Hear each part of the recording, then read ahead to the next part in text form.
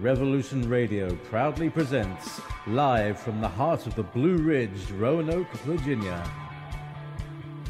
It's the Just Bernard Show with host Bernard Alvarez. Join Bernard as he shares topics that reveal the real matrix and empower your human experience, including world liberty, the esoteric, suppressed technologies, spiritual ascension, and human consciousness.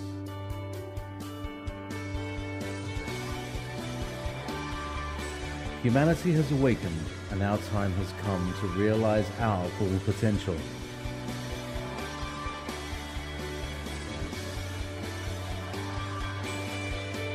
And now, live from the Star City, your host, Bernard Alvarez. Let me go ahead and tell you a little bit about our guest today. Richard is an author. He wrote a book, I believe it was last year or the year before, called Mission Mother Earth, Peace Through Geobiology.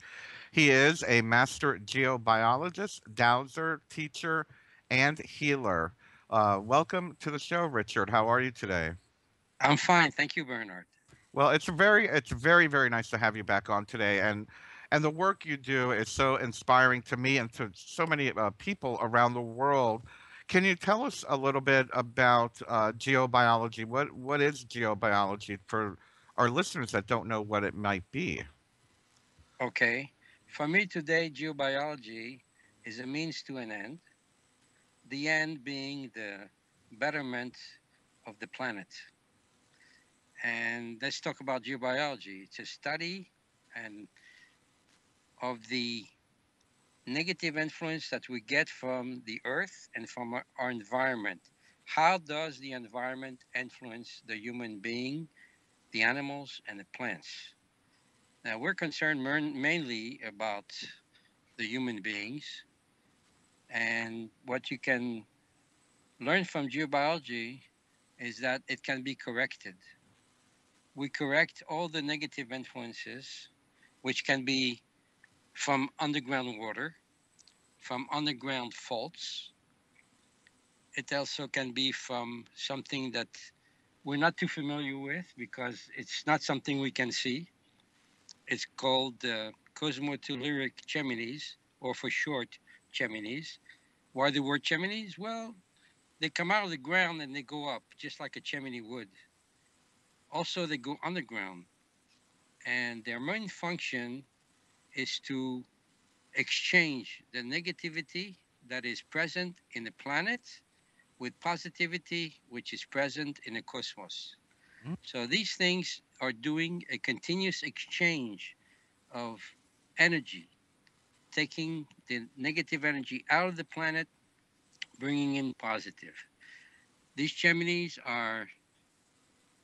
they were originally installed by the planet itself, by the earth itself.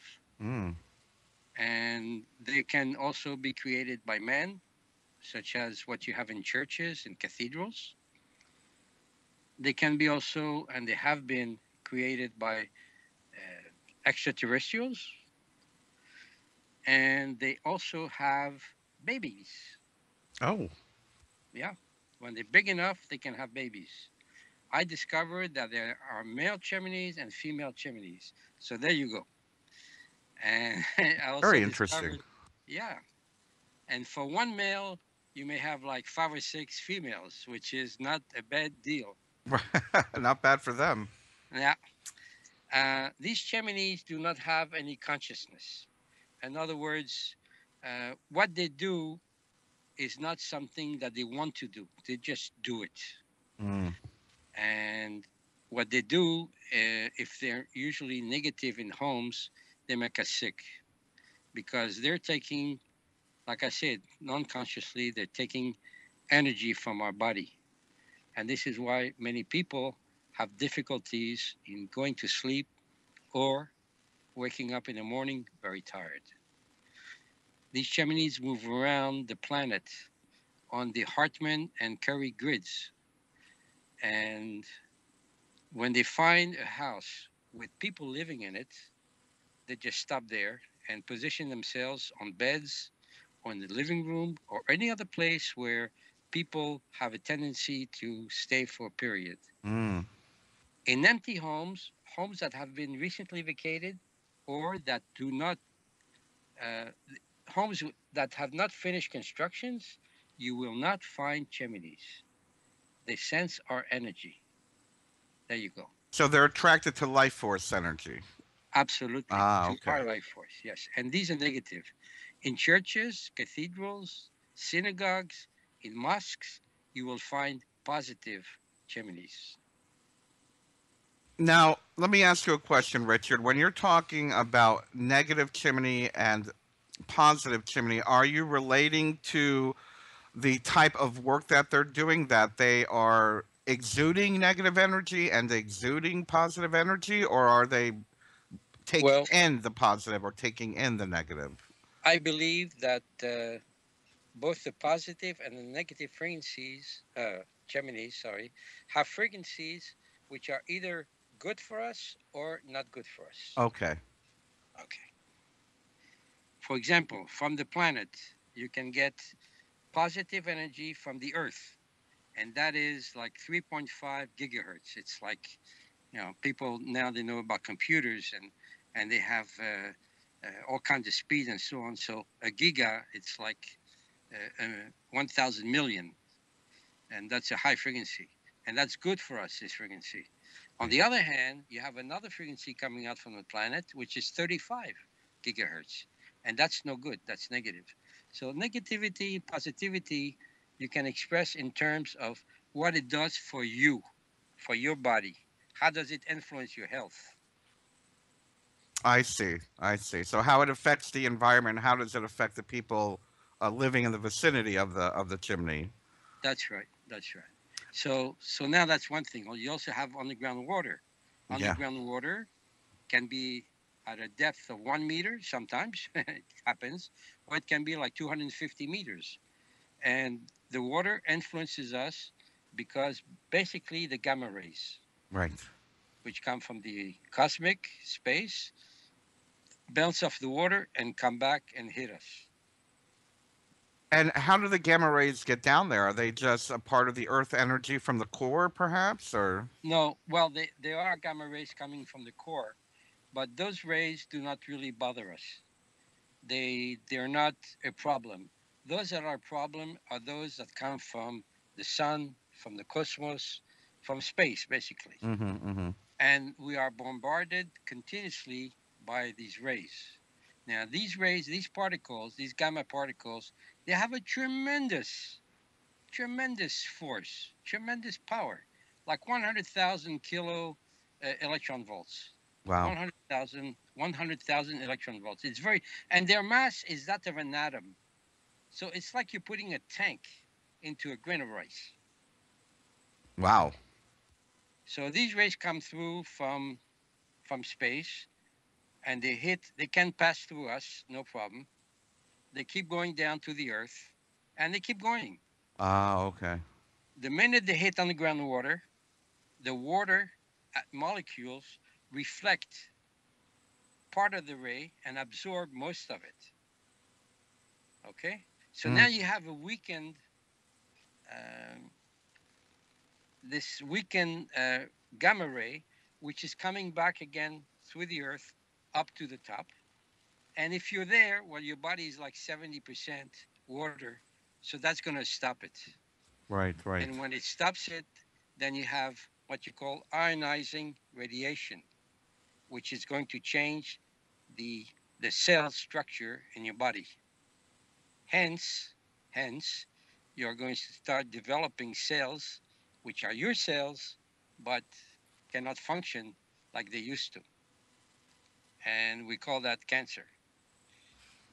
Okay. I see. Or it can be an infection. It can be anything, but that's what happens. You got those gamma rays. You got underground water. The same is true for cracks, faults, underground faults. You have gamma rays coming from the center, from the core of the Earth, which is a very high temperature, and they go up. And when they find a fault, it makes it easier for them to go through, Right. and they can hit part of your body, And if you sleep on a fault, in the morning you wake up, you have a pain in your arm, pain in your leg, and it's like that every night.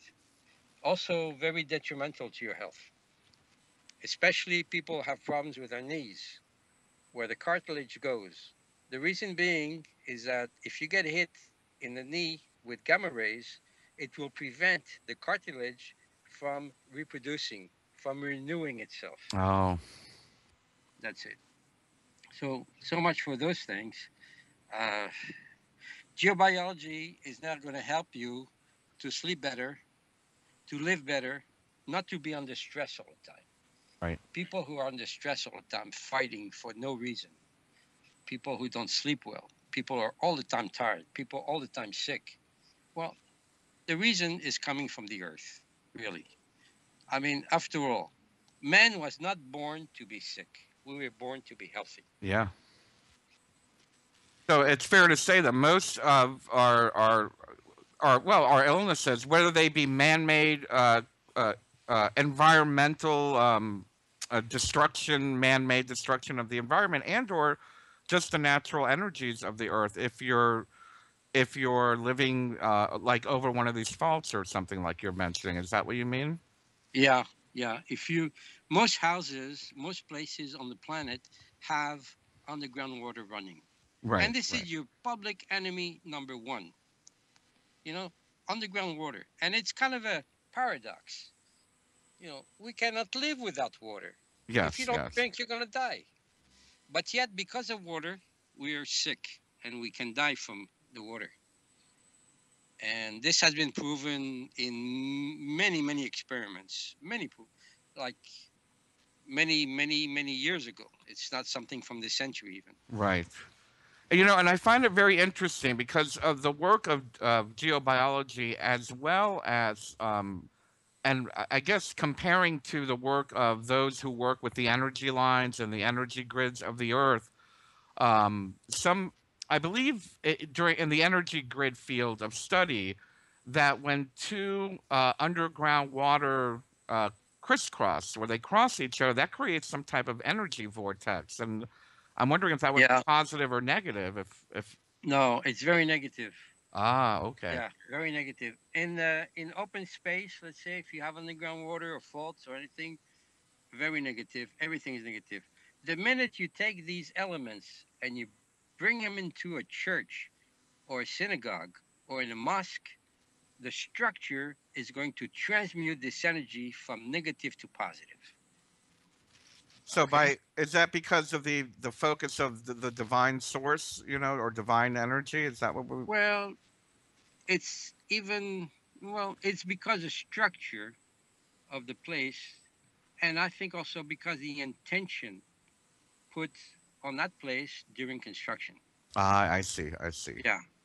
It's like a dolmen. The Yes. church is Yes. like a dolmen, yeah.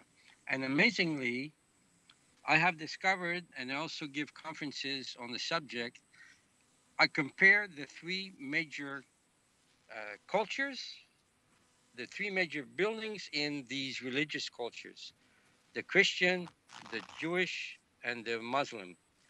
And I found there is no difference whatsoever in the techniques, in the energy design of these buildings. Ah, okay. Yeah.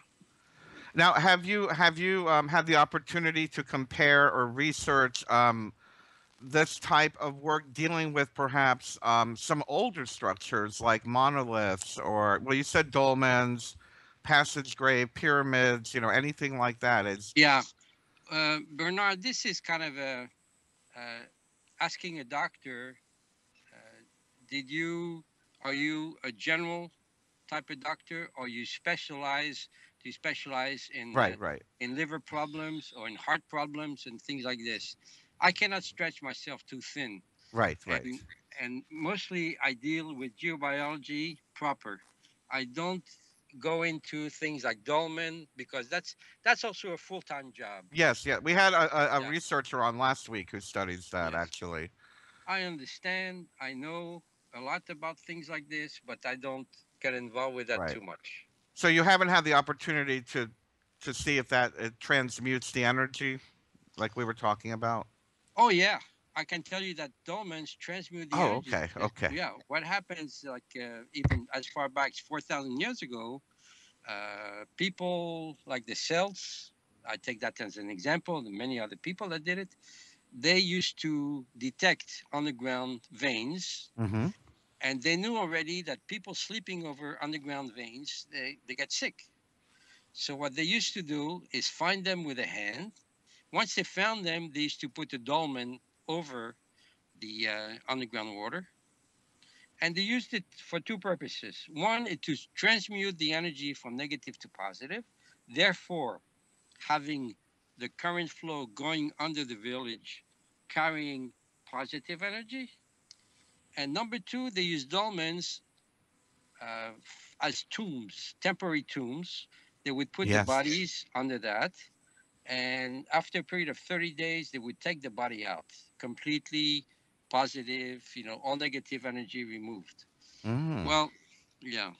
So, uh, interesting about those things is that they used to take these big stones, some of them weighing several tons. They would make like a table, left side, right side, and a plate on top. Mm-hmm. And that was tremendous physical effort in order to place those things, even cut the stone sometimes. Yeah. And today, we can do that mentally,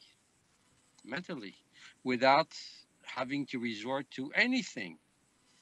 And I asked the reason. I said, why did they do that?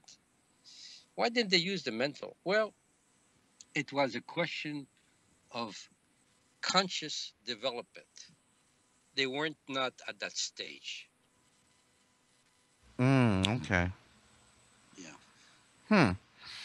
Now, bringing us back or bringing us up to the present time, I would assume we have many areas around the world that are emitting negative frequency, emitting negative vibration, and this is some of the work that you're doing to what is it to perhaps rebalance or bring positivity to these places. Absolutely. Uh, like I said in the beginning, geobiology for me today is a means to an end. The end being to bring peace on earth, just like the book says. And this is something that I was told by channeling quite a few years back. Okay. Mm-hmm. And they said that I, together with my. Richard, I don't know if you've moved, Yeah, but we yeah, can't I'm hear here. you. I'm back. Yeah, that Okay. was my son calling me on the phone. Sorry about that. I hope he doesn't call again. I don't know how to block it. Oh. But yeah, um, what happens is that let's see, where was I? Yeah, it's an end to a means. Yeah, several years ago there was a channeling that says that together with other geobiologists, we will weave a cloth which will profit the planet Earth, and the Earth will give us back. And essentially, this is what's happening. I use geobiology today in order to teach people the basics and then how to work with the mental Mm. capacities. And in order to work with the mental capacities, you have to develop certain, I wouldn't say talent, but you have to develop certain capabilities. Skills, yeah. Yeah, skills. And so, um, having started to do the work by myself several years back, having done countries such as Pakistan and Brazil and Mexico and so on and so forth, that really needed it because they were getting close to having a destructive environment. Yeah. So, having done that, then I started to work with people because it was becoming overwhelming. And I taught my people how to work with their skills also in order to work on countries. Uh, when Fukushima came along several years back, I didn't have any real interest in doing anything until I heard that it was getting close to the United States, the radiation. Right. So I said, well, this is a time to do something. So then I started to work on Fukushima, and I was successful in the work I did in order to increase the negative energy there. And then I was told to do another 8 sites, which I did. And then I asked my students, would you like to work on the nuclear reactors for France? And I got a group of people together and we worked on the nuclear reactors for France. And we did that also for Spain. And then, okay, let's start to work on the whole of Europe. We worked on the whole of Europe. And then we worked on the rest of the world, North Korea, South Korea, Japan. Well, so were some places in Japan I didn't do, and India, and you name it, South Africa, whatever. Okay. Right. And the last country we did was the United States. Okay. We did also all the nuclear reactors in the United States. And that increased the energy level of the United States substantially. Because what happens when you have a nuclear reactor is that there is radiation, there is negative radiation from that reactor. Let's not be fooled. It can be measured. We measure the entire site before in becquerels, which is 1 unit of measuring radiation. And then when we finish, we measure again. So for the site, we may have something like 2,000, 3,500 becquerels per hour. When we finish, it can be down to 200, 300. Wow. And the energy level of the site can go from a negativity to a high positivity.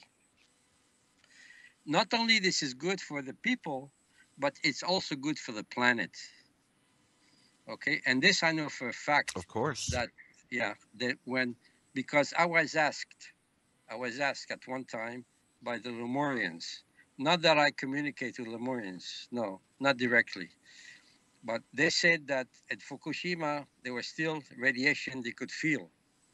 You know who Lemurians are? Yes, yes. They live on the ground. Yep, yep. They're energy. They're only energy, not physical. And so I did something like to put a big sphere of white energy around the entire place. And then I asked, how is it now? They said, now it's better. So putting a sphere like this after completion of everything else we do, that's part of the work we're doing. And all the sites have been documented. If anybody asks about a particular site, I can pull out the particular document and say this is who worked on it, when he worked on it, what he measured before, what he measured after. It's all complete. Ah, very good. Altogether, we did 517 nuclear sites on the planet. Oh my gosh, I didn't know we had that many. Well, that's what there is. Wow. Yeah. We did 517 and we finished that project of nuclear reactors. Now, the one that we're doing now, we just started doing it, and I have like 19 people who volunteered to work with me. These people are from all over, Spain, France, America, and so on. And we're working on the United States of America. Very good. Because my contention is the United States of America is a powerful nation which guides and which gives direction to the rest of the world. And right now, the energies in the United States of America are very low. Yeah. Very low. Richard, we're coming up on a commercial break. Hold that thought. And we're going to continue this. And now, back to your host, Bernard Alvarez.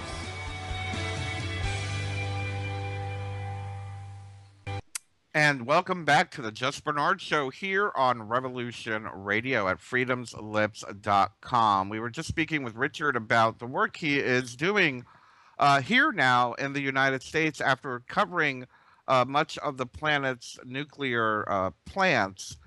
Richard, you said you had felt that the energy of the United States was kind of like at an all-time low, perhaps. The negative energy was a little getting too strong, perhaps. Well, yeah, it's. I didn't measure negative energy. I measured positive energy. And to give you an idea, in France, once we finished working on the nuclear reactors and the high energy places, we got up to like 62,000 units of energy. Uh, well, this level is a little bit down now, around 52,000, but it's still very high. For the United States, I measured like 5,000. Oh, Yeah. So usually countries that after we finish working on them, we get something like 30,000, 35,000. okay. That's a comfortable level. Mm-hmm. When you have a negative level like this, I once asked, I said, what would happen if the level gets lower? And they say, well, when it gets close to zero, like for example, Mexico was like 500. Some other countries like 300. See, well, there's famine, there's violence, Yeah. there's murder, there's war. It starts to influence people, and people become a little bit crazy.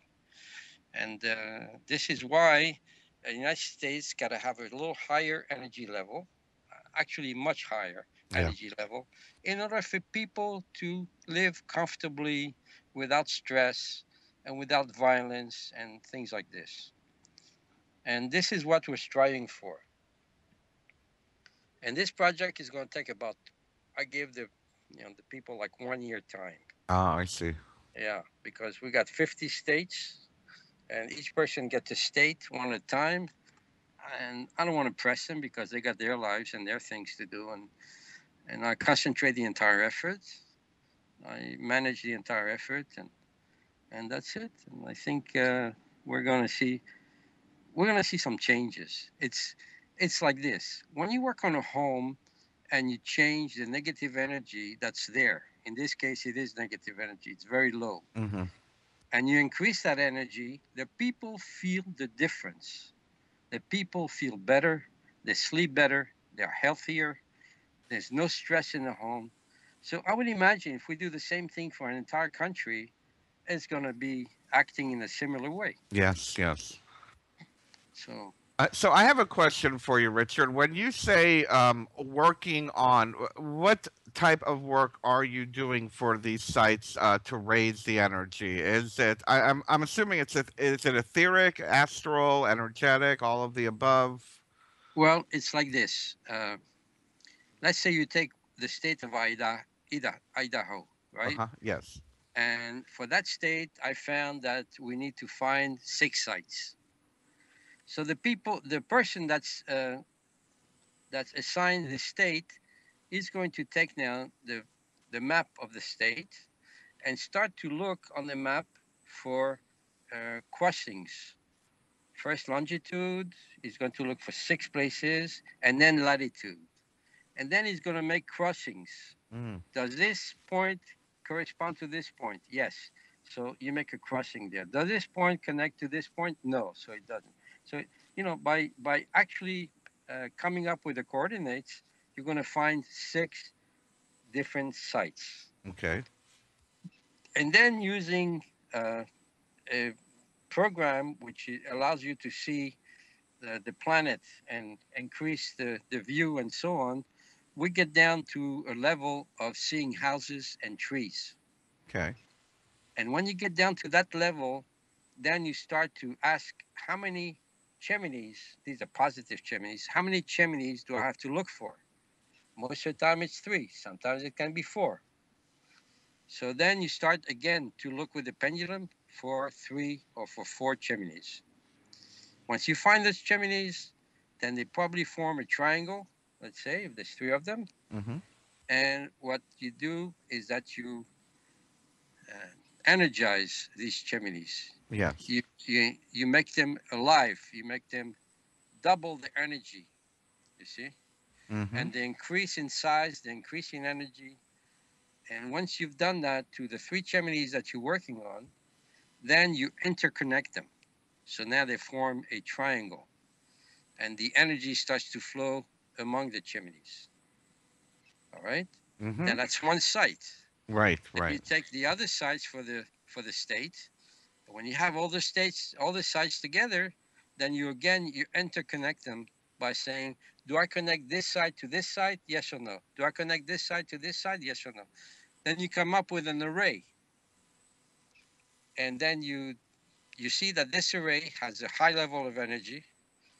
And I get all the documentation from people. I get their reports, and I actually plot those sites on a big map that I bought Mm-hmm. from National Geographic, a very big map.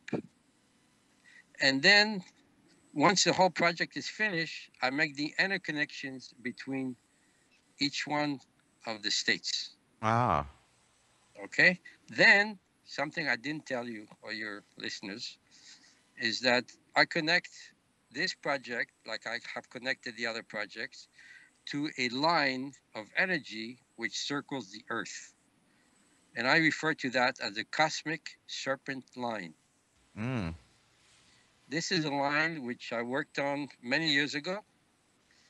I discovered it through the one of my students in class. I was teaching geobiology in a class of Feng Shui. And she said, you know, there's a line going around from Damascus through Israel all the way to Gaza. I said, oh, yeah? Tell me about it. So I actually plotted this line according to the instructions that I got from that student. And I saw that the line had a very low level of energy. This is the time, 1982, something. No, not 1982. 2007 or 8, when there was a war in Lebanon and so on. And there was a lot of negativity in that area. So I worked on that line as same as I would work on a house. And I unblocked the line from all kinds of what do you call it, plugs, energetic plugs that were there. Blockages, yeah. Yeah, blockages. Yeah, that's the word. And then the line got a high level of energy, and I was happy. The color changed from gray or black; it changed to white. Okay, Nice. great. Then I put that aside for about 2 years. And one day, I guess I got the trigger. And one day I said, okay, if this line goes from here to there, and I also found out that it went through the Ivory Coast, then maybe it goes around the world. Yeah. So I plotted it around the entire planet. And I plotted it every time it changed course. Then I took down the place where it was, and I measured that particular place. And lo and behold, a lot of places had blockages also. I proceeded to unblock this line, and the energy started to flow. And we had like 34 million energy units in that line.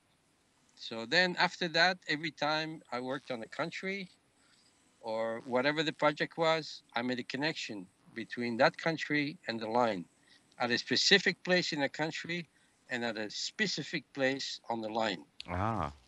The line is very high level now. Right, right. I don't remember, but I think it's around 1,500 million. Yeah. Wow. Yes, yes, yes.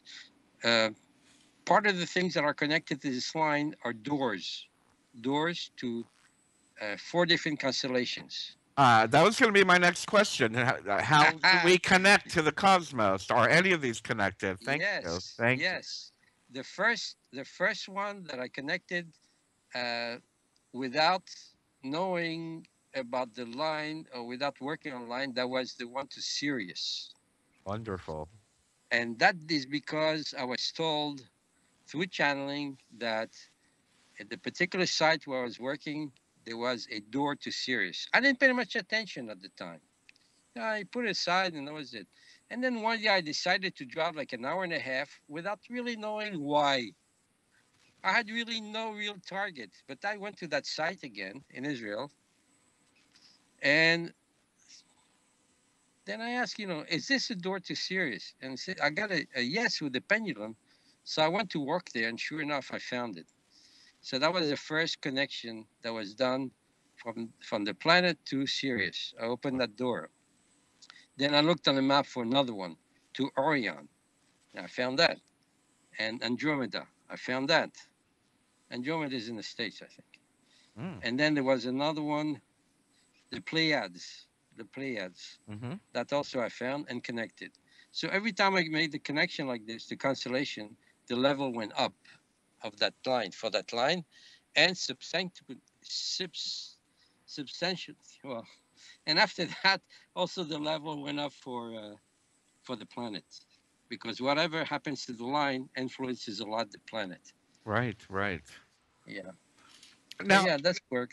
it's amazing, and I can't help but I guess my next question is there were there any, or have you discovered any connections from other galaxies or constellations that are not necessarily on that line that may have been here, for tens of thousands of years?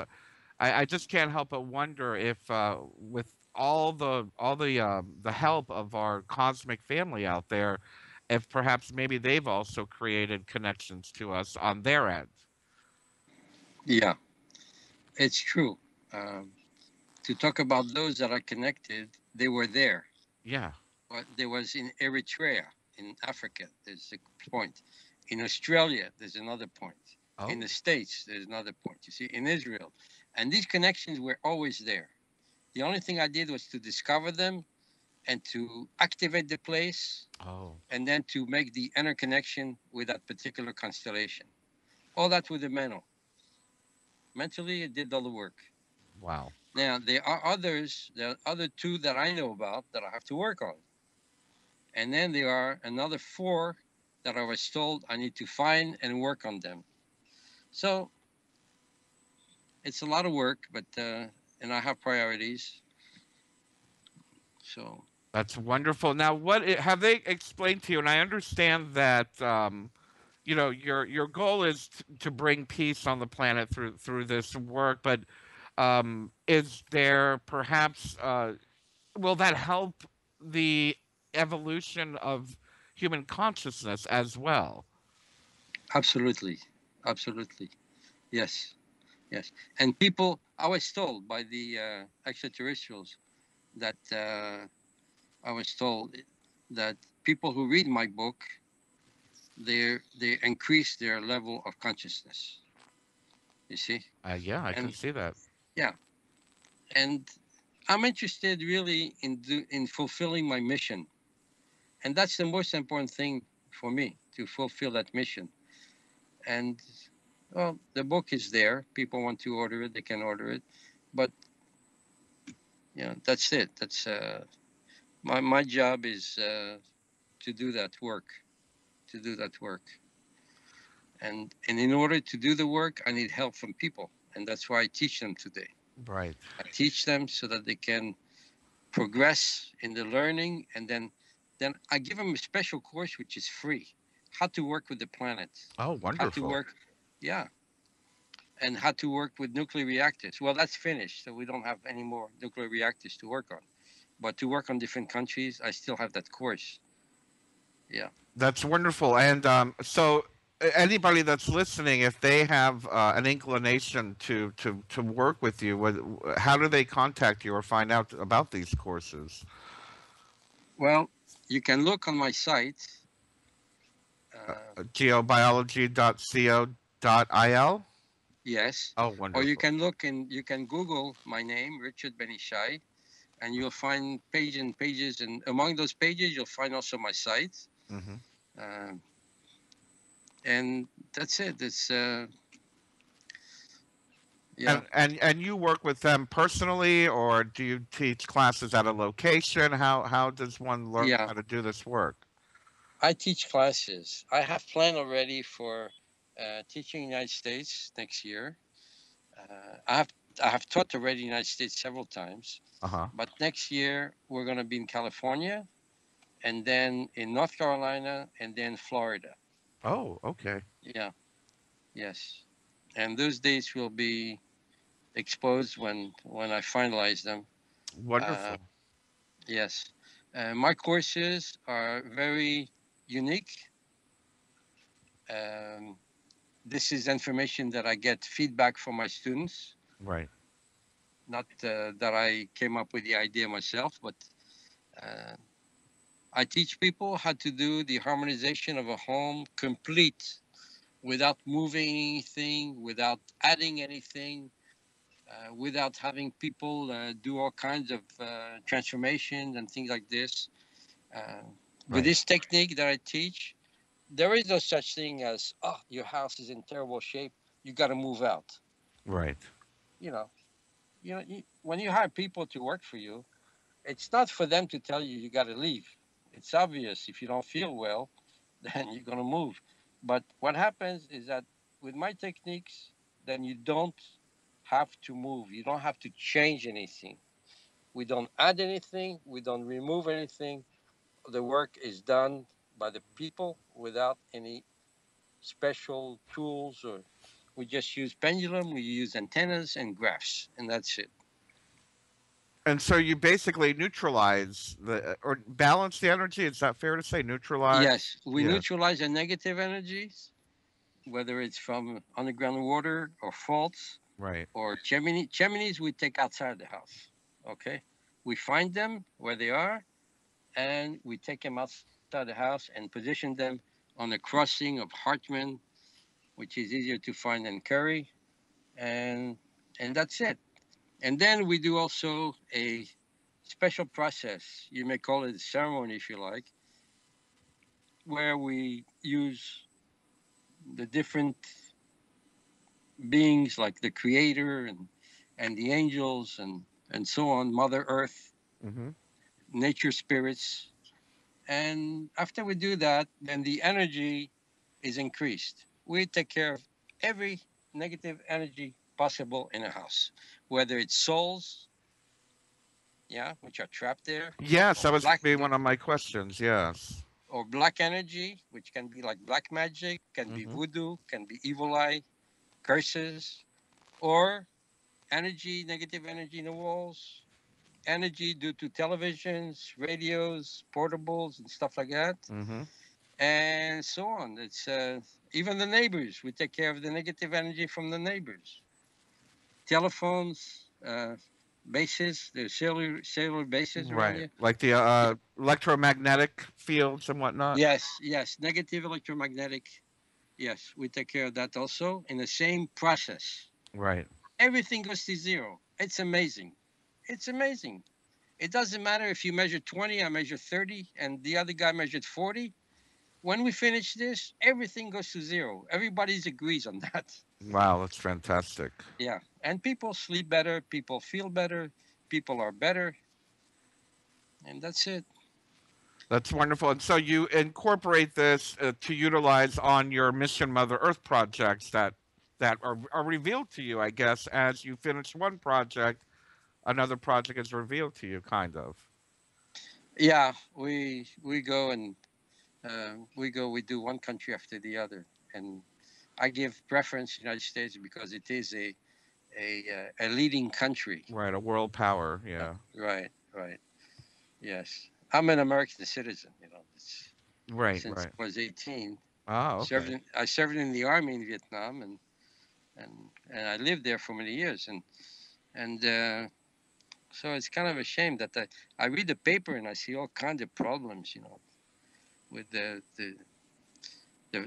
fightings among the people, the killings, this and that. Yeah, yeah. Yeah. It's escalating quite a bit, It really is. So But hopefully, I can't help but feel that it's kind of exposing all the corruption in the American system at the same time, though. hmm So as yes, they expose it, people are getting angry, but and yes. unfortunately, the negative energy can get higher. But Okay. There's another thing happening which is important, Bernard. Before we close, yes, uh, we the human beings have been putting negative energy for many thousands of years in the planet. yes, Okay. What's happening is that we're not the only people living on this planet. right, Okay. Under the planet, you have intraterrestrials. yes, One of them that I know are Lemurians. right, They are others. And because they're not physical, it doesn't mean they don't exist. right. Okay. An example of non physical that people can understand is the spirit. Right. Richard, we have about 1 minute left. Okay. So they are what you call entities. And these entities attach themselves to the aura of a person. Ah, okay. Okay. And they make that person do all kinds of bad things Yeah, that they usually don't do. yeah. So once in a while, I even checked once the president, and I saw he had two entities. on him and some negative energies. So I clean him up. Oh, I clean him up. Yeah, yeah. good. I've done that also for the people in Iran. I did that also for the leader of North Korea. And once I've done that, then the things kind of got better. Because a person, when he has entities on him, he doesn't act rationally. It's not him acting, you see?